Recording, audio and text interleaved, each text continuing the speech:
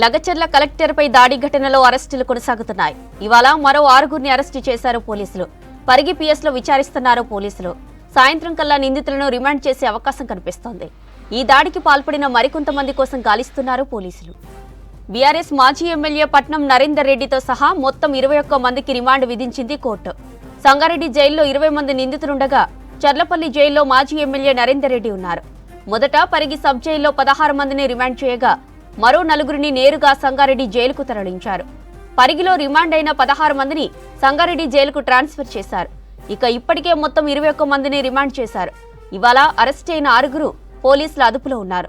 వీరిని కూడా రిమాండ్కు తరలించే అవకాశం ఉన్నట్లు సమాచారం. లగచర్ల ఘటనపై ఎస్సీ ఎస్టీ కమిషన్ సీరియస్ అయింది. ఫార్మా కోసం గిరిజన భూములు బలవంతంగా లాక్కోవడం కరెక్ట్ కాదన్నారు ఎస్సీ ఎస్టీ కమిషన్ చైర్మన్ బక్కి వెంకటయ్య. ఫార్మా కంపెనీకి కమిషన్ వ్యతిరేకం కాదని చెప్పారు. ఇక భూమి కోల్పోతున్న ప్రజలకు ప్రభుత్వం న్యాయం చేయాలన్నారు. లగచర్లలో కమిషన్ త్వరలో పర్యటిస్తుందని తెలిపారు వెంకటయ్య.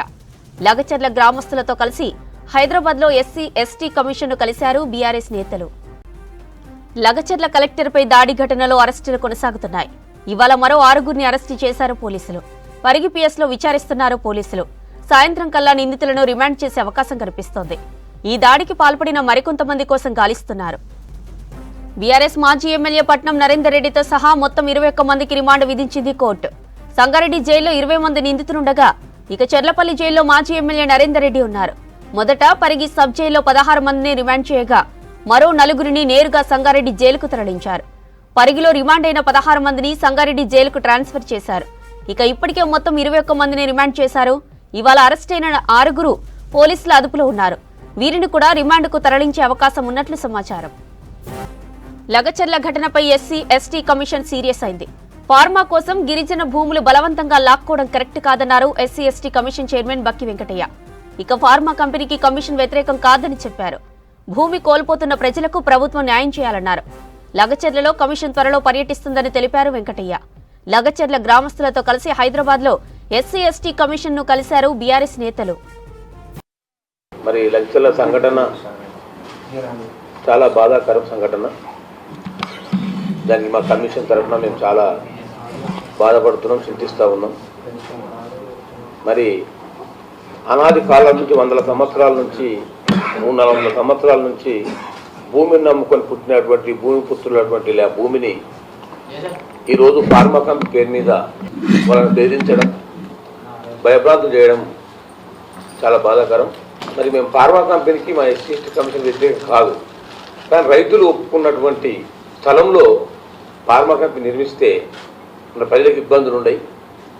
మరి ఎకరము అద్దెకరము మరి తాండాల్లో బతికేటువంటి గిరిపుత్రులు భూమిని నమ్ముకొని పుట్టినటువంటి పుత్రుల దగ్గర భూమి తీసుకొని ఇలా ఫార్మా కంపెనీ పెట్టమంటే మరి వాళ్ళ కుటుంబాలు ఏమైపోవాలి?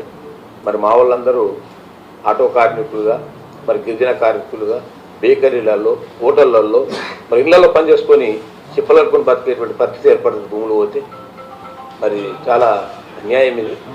మరి వాళ్ళు తప్పకుండా న్యాయం చేయాలి. మరి ఒక గోపాల్ అనేటువంటి బాధితుడు చెప్పిండు, మా మాజీ ఎమ్మెల్యే గురునాథ్ రెడ్డి గారు వచ్చి ఫార్మా కంపెనీ అక్కడ వద్దు, మరి వేరే దగ్గర నేను 1200 ఎకరాల భూమి ఇస్తా, అక్కడ పెట్టండి అని చెప్పి ఆల్టర్నేటివ్ సోర్స్ చూపించినా కానీ మరి ఇక్కడనే పెడతామని చెప్పి పట్టుదల మీద కొందరు కావాలని మరి వాళ్ళు ఇబ్బంది పెడతా ఉన్నారు.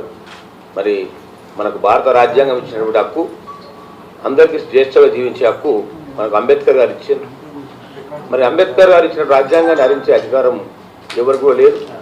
మరి సంఘటనలో మా కమిషన్ పిటిషన్ ఇచ్చారు కనుక అందులో ఎవరైనా చట్ట ప్రకారం ఎవరు దోషులని తేలితే వారిపై వాళ్ళు ఎవరైనా కావచ్చు కఠినమైన చర్యలు ఉంటాయని చెప్పి హెచ్చరిక చేస్తూ, మరి అవసరమైతే కమిషన్ అక్కడ లగచర్ల గ్రామంలో చుట్టుపక్కల గ్రామాలలో ఏదైతే ఫార్మా కంపెనీ ప్రదేశం ఉందో అక్కడ స్థలానికి మా కమిషన్ బృందంగా పోయి స్థల పరిశీలన చేసి అక్కడ ఏం జరుగుతుంది, అన్యాయము ఏమున్నదనేది కూడా కమిషన్ తప్పకుండా అక్కడ పర్యటన చేస్తుందని చెప్పి తెలియజేస్తూ